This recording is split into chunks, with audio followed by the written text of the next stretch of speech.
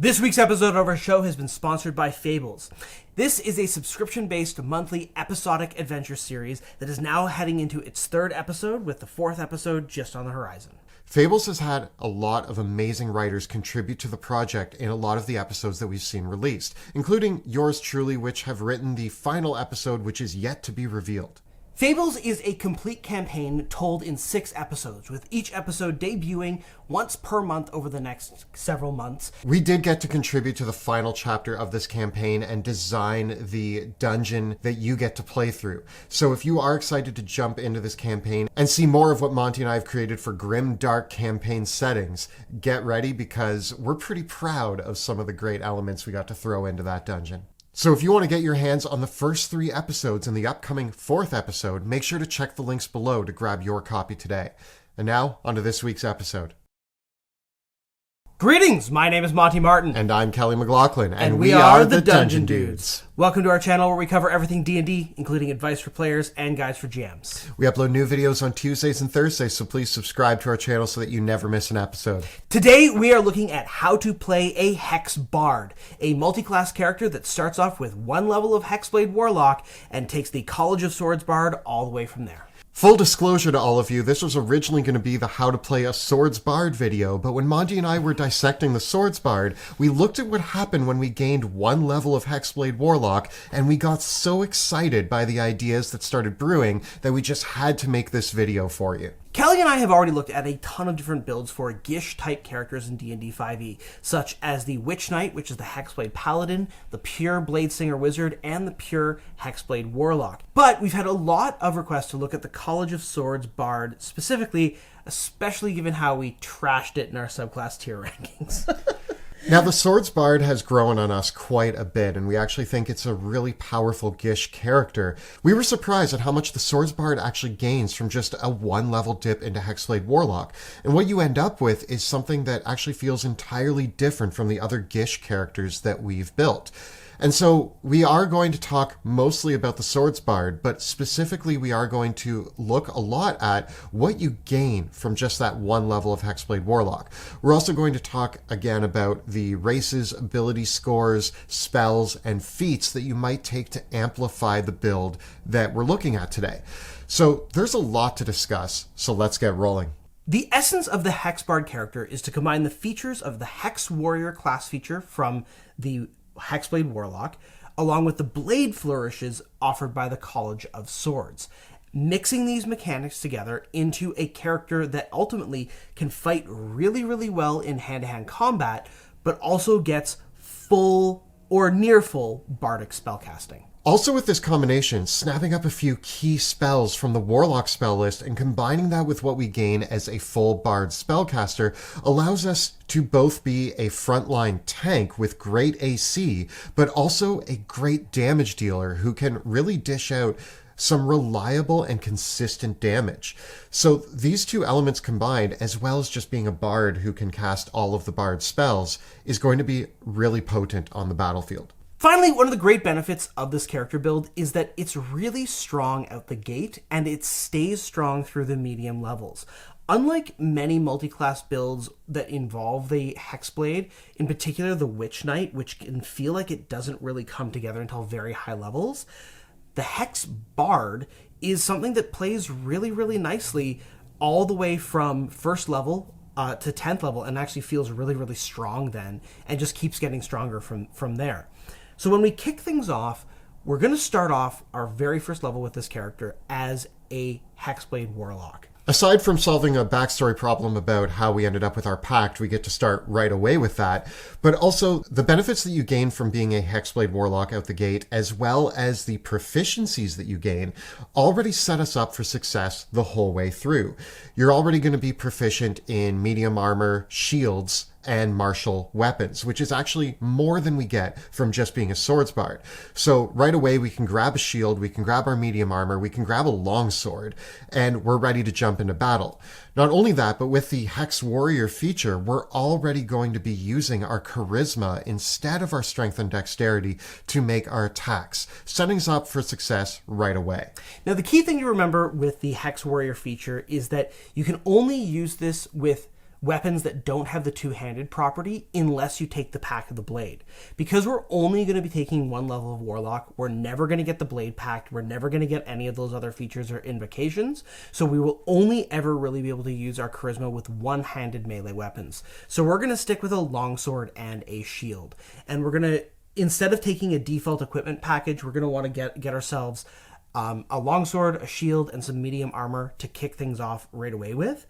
And to complement this with our ability scores, I think what we're going to want to do is get our dexterity to 14, get our constitution to 14 or 15 if we're point buying, and start off with that 15 charisma as well.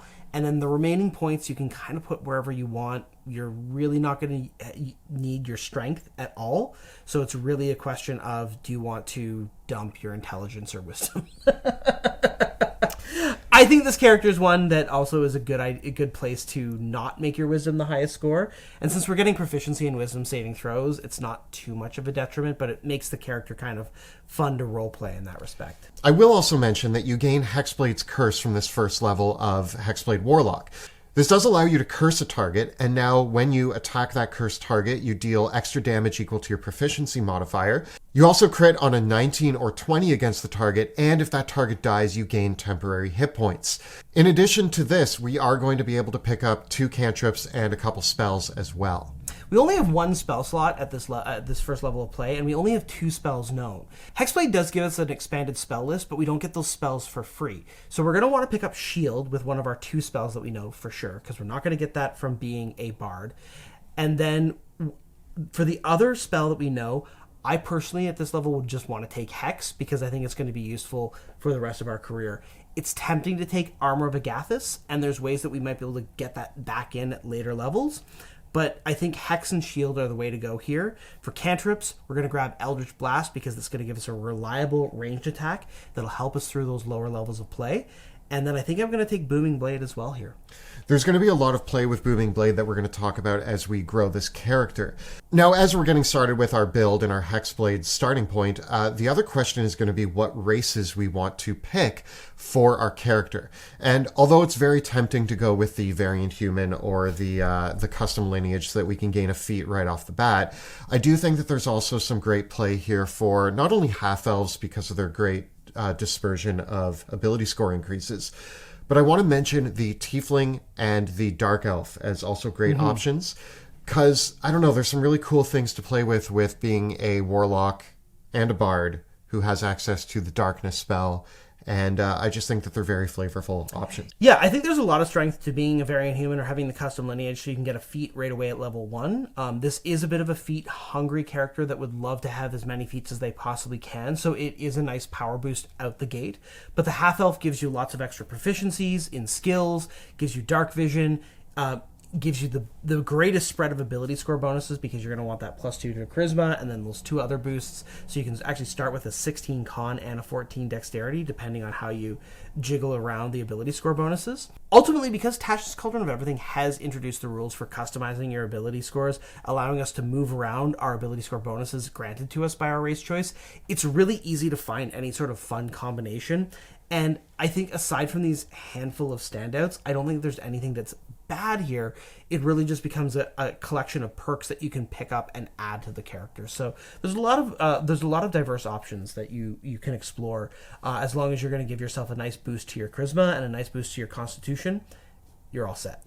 I do think one other honorable mention, because as we look at this character, there's going to be a bit of mobility involved here. And I do think the Tabaxi should be an honorable mention because of their feline agility. Yeah. Now that we have our first level Hexblade, let's talk about turning it into a Bard, which it's going to be for a majority of its career. So at second level, we're going to gain our first level of Bard. We meet the prerequisites for multiclassing because all it requires is a charisma score of 13 or higher, which we're definitely going to have.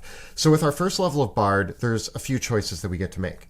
Now, of course, if you want to ease the role-playing transition into this a little bit more, because you're starting at first level, you could also take the Entertainer background with this character, and then gaining your bardic abilities is a very natural sort of progression if you want to play around with the role-playing. If you're starting at higher levels, though, this is less of a concern, and you can invent in your backstory how your character gained these disparate abilities.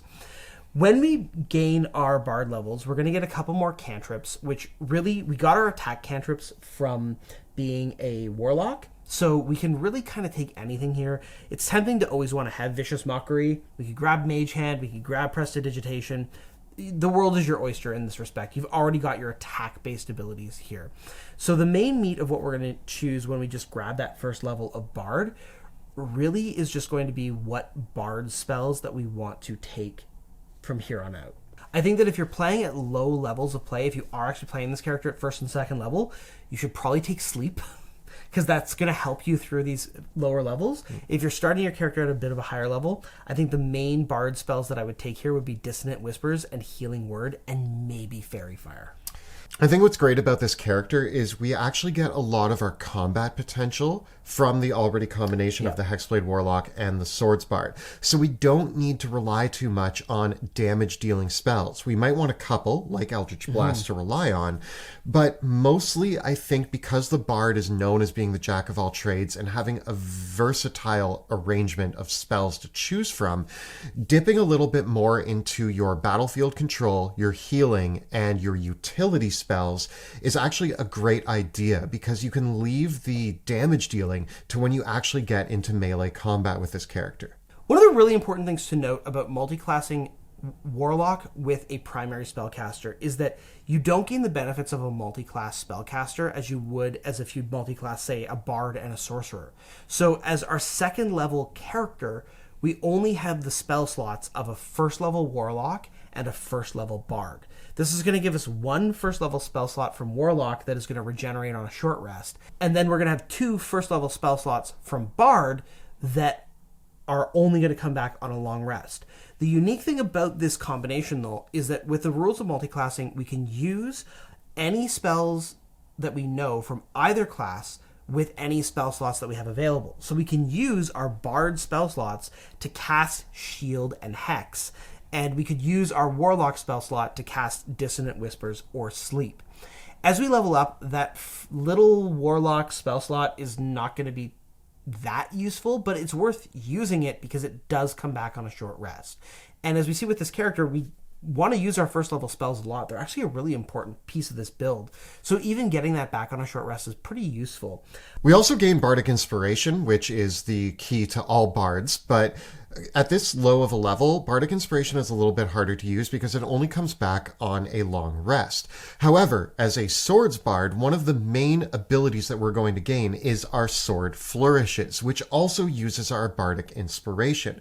And I think for this character, you're going to be using your Bardic Inspiration for your flourishes and not playing the typical Bard archetype where you're dishing them out to help the players. Sorry, the rest of the party, we're focusing on us.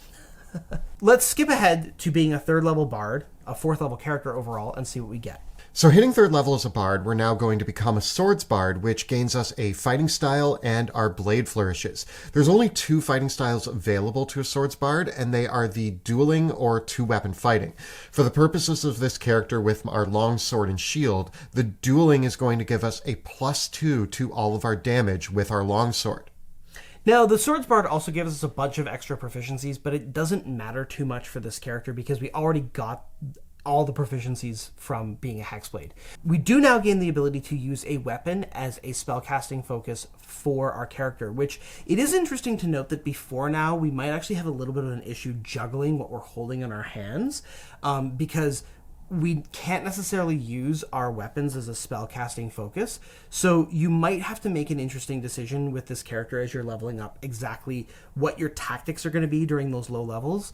And until this point, you might find yourself relying a little bit more on hanging back, casting Sleep, using Booming Blade, or even using Eldritch Blast and Hex, which can be a theme actually of these first couple levels. But the good thing is that you're pretty okay as a spellcaster, and we're also going to gain now our second level Bard spells too, which will help out a bit here as well. The main feature, Blade Flourishes, is a feature that we can use when we take the attack action on our turn and gives us 3 options where we expend a Bardic Inspiration die, which gets added to the damage that we're dealing, but gives us another option as well. The first, Defensive Flourish, we roll the Bardic Inspiration die. The amount not only gets added to the damage, but also to our AC. With Slashing Flourish, we get to damage not only the target that we hit, but we get to apply the amount of damage that we rolled on the die to another target within 5 feet of the first.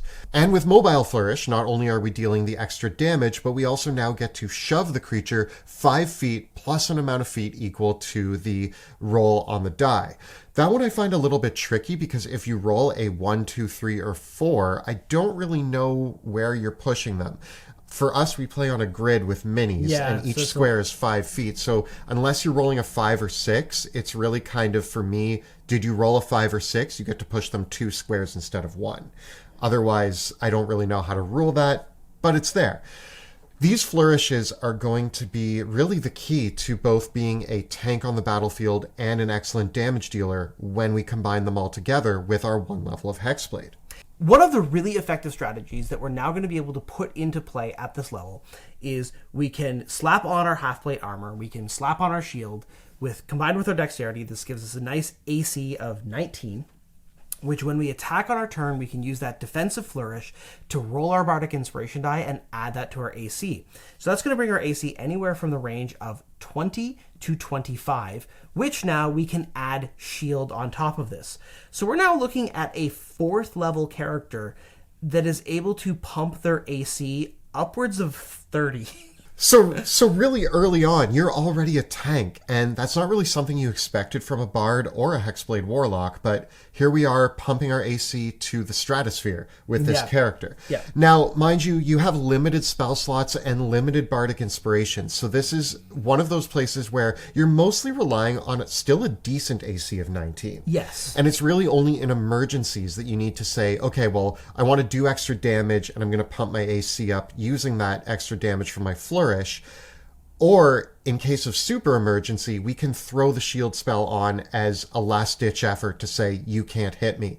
So it's knowing when to use those features that's really going to make this character shine. But still, an AC of 19 at its base is pretty outstanding. Now, one important thing to note is that Blade Flourish requires you to take the attack action on your turn. You cannot apply Blade Flourish to the attack that you make as part of Booming Blade. They're mutually incompatible, but having both is still useful because it gives you more options, because the Blade Flourishes do rely on a limited resource, but you can Booming Blade as much as you want. At this level, we still don't yet have extra attack, so this gives us a lot of at-will options that we can apply on our turn. In addition to this, we do have our spells. So we've got that 1st level regenerating spell slot still from the Warlock level that we can use with Shield, that we can use with Dissonant Whispers, that we can use with Sleep, or we can just bring in Hex if we want to have a little bit of extra damage.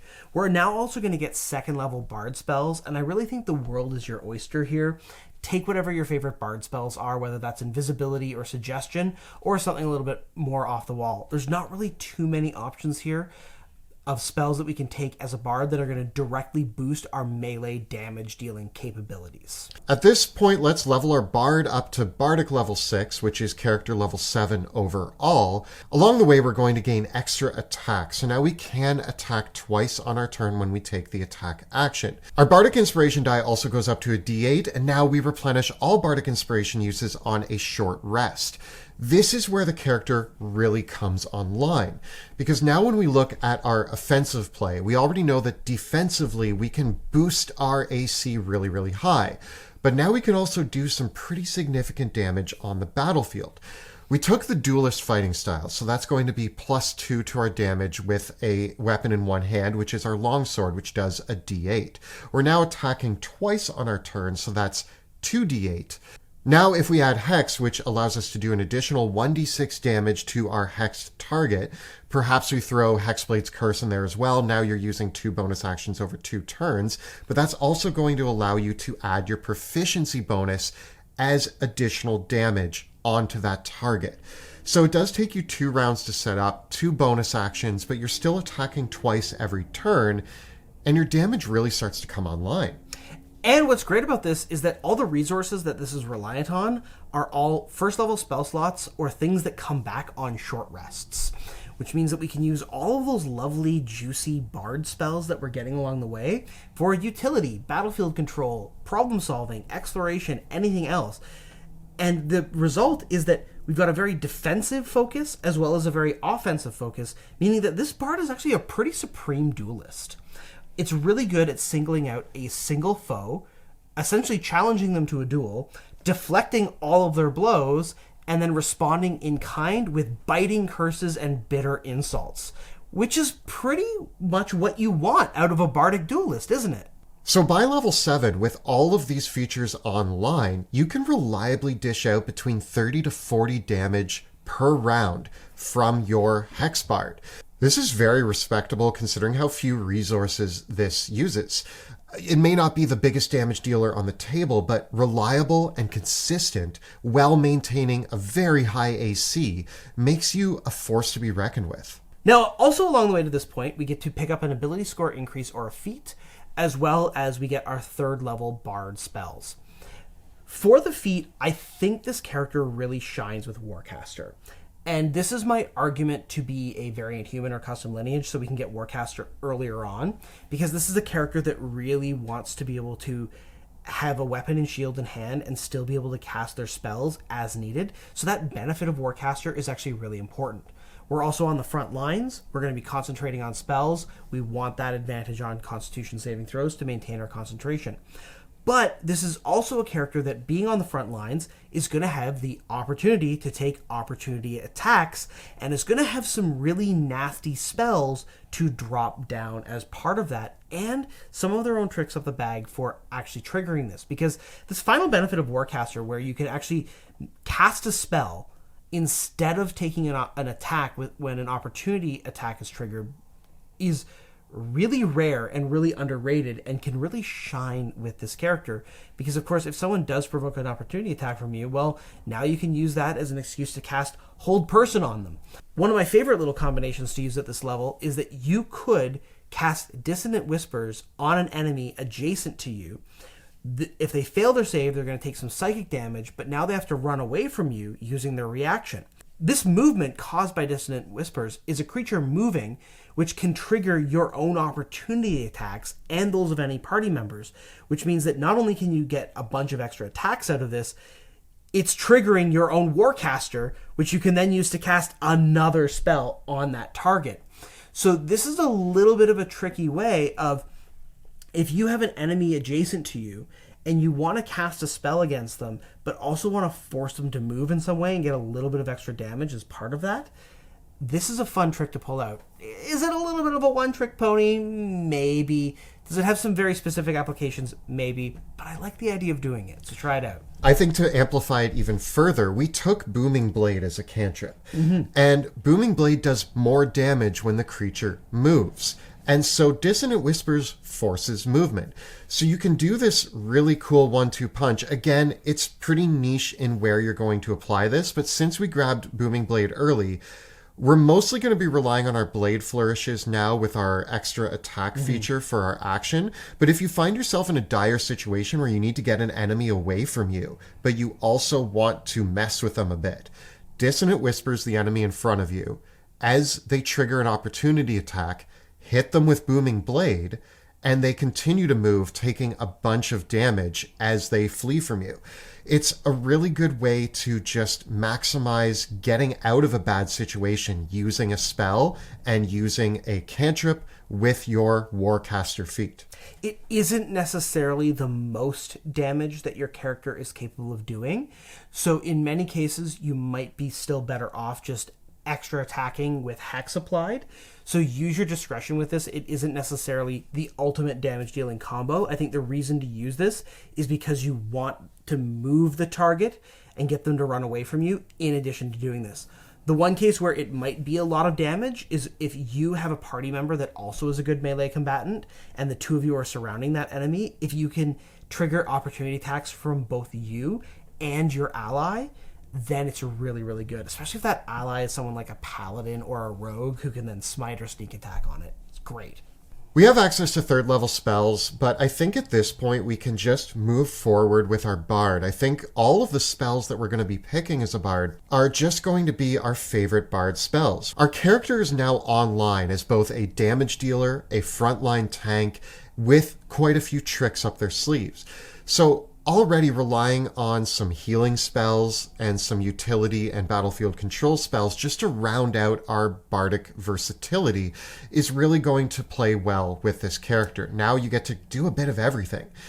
I do want to give an honorable mention, though, to a couple tricks that are available to bards as of Tasha's Cauldron of Everything. First of all, Aid is on the bard spell list now, so you can use this on yourself to boost up your maximum hit points.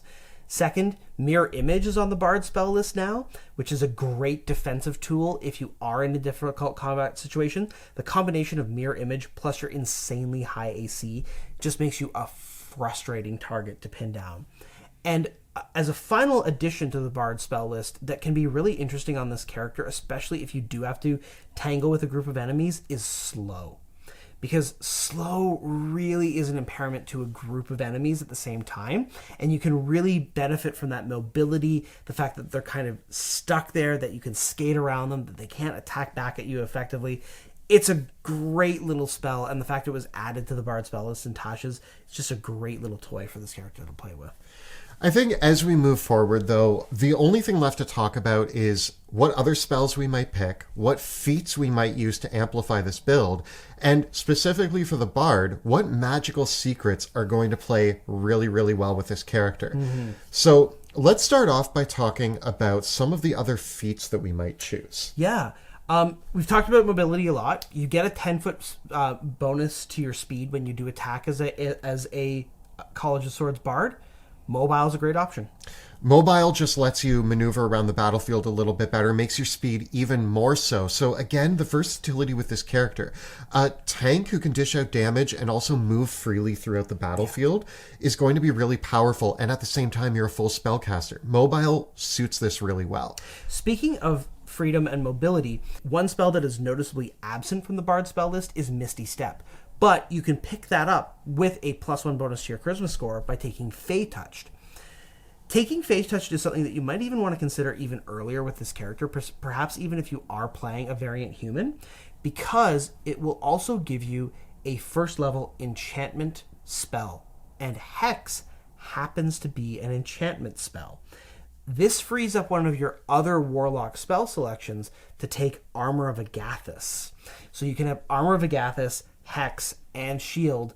And with this character, you might get some good mileage out of the temporary hit points granted by Armor of Agathis. Another feat that I want to mention, again, a little bit niche, but when we talked about races, we had spoken about the Dark Elf and the Tiefling, who both have the ability to cast darkness. Mm-hmm. There is a play here since we have spellcasting and also we do have a level in Warlock, so it seems suiting that we could take Eldritch Adept to gain Devil's Sight. There's nothing wrong with being a blade-flourishing bardic Warlock in a cloud of darkness that you can see in, gaining advantage on all of your attacks and giving your enemies disadvantage on you. It is worth noting that by taking the Eldritch Adept feat, you are actually a Warlock, which means that you meet the prerequisites for a whole bunch of Eldritch invocations that someone who is a spellcaster but not a Warlock would not. So this could be a way to access some of those other invocations that are technically exclusive to Warlocks that you wouldn't have otherwise been able to get, because we're not taking another level of Warlock. You might decide to take a second level of Warlock just to get more Eldritch invocations, and that could be worth considering, although that will start to delay your bardic spellcasting. So you always have to weigh the value of those two invocations versus a full delay to your bard spells, which is something that is not an easy trade at any level of play, in my opinion. On that note, let's talk about the Bard's magical secrets. Now, at 10th level Bard, 11th level character overall, we're going to gain our magical secrets. Magical secrets lets us pick a few spells from any spellcaster list in the whole game.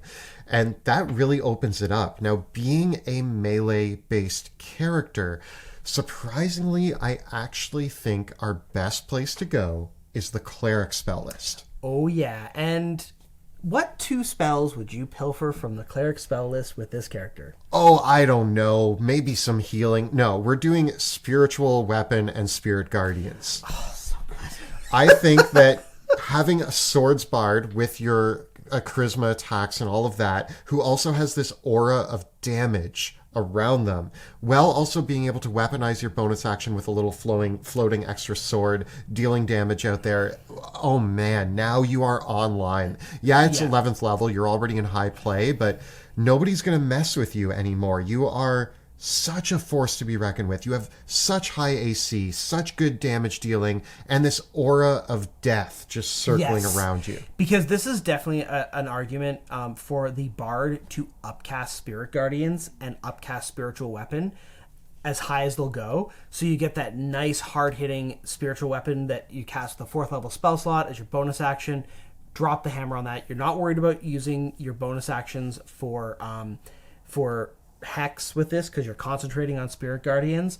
Bring that Spirit Guardians down using a 5th level spell slot so it's doing 5d8 damage, and then you are just like this maelstrom of arcane divine death.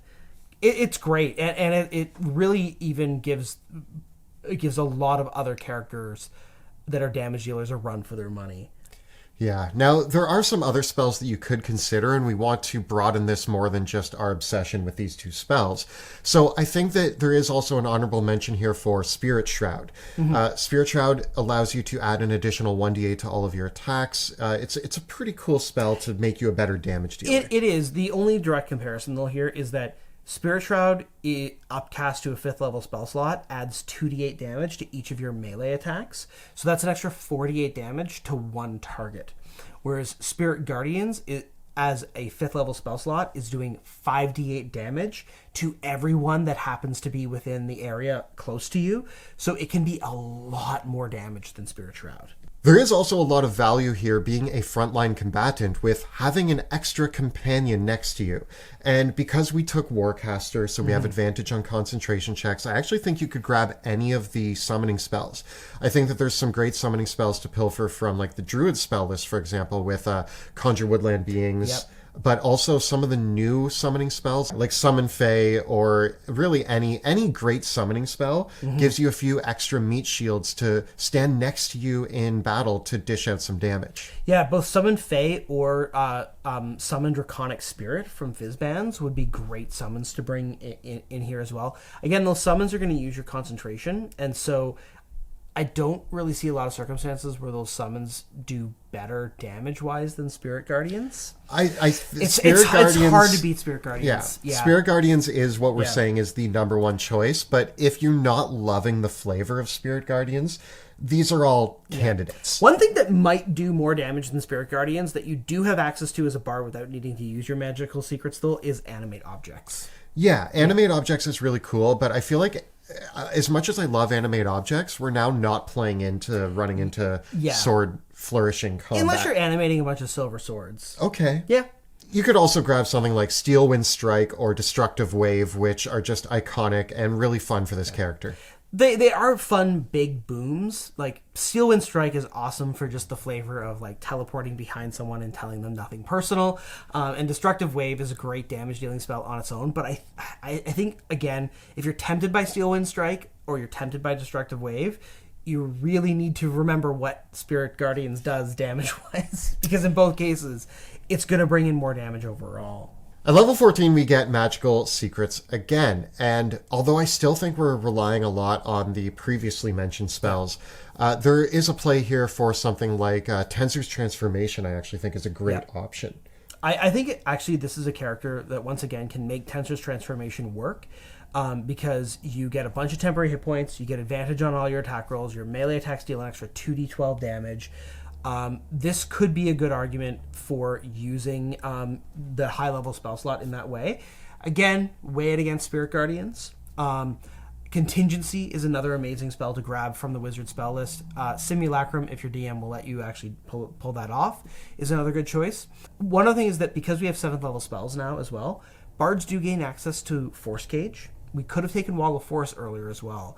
And this is another great character that is really good at trapping themselves inside a wall of force or a force cage with the enemy that they want to take down, because usually they are better in the ring than that one target.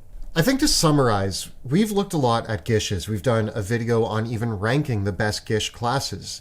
we didn't really consider multi-class options. And what's really interesting here is the Swords Bard was a major contender already.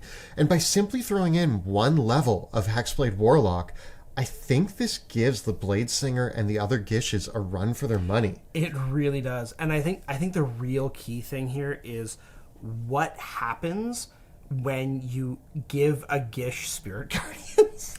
Right. That's a big impact on this. But at the same time, I think one of the really interesting things to note with this character, this is a character that wants a couple key feats and spells, but isn't overly reliant on them, giving you a lot of flexibility in how your feat choices and how your spell choices go. It doesn't have the multi-ability score dependency that the Bladesinger has, so you can really focus on pumping your charisma up as high as you want it to do.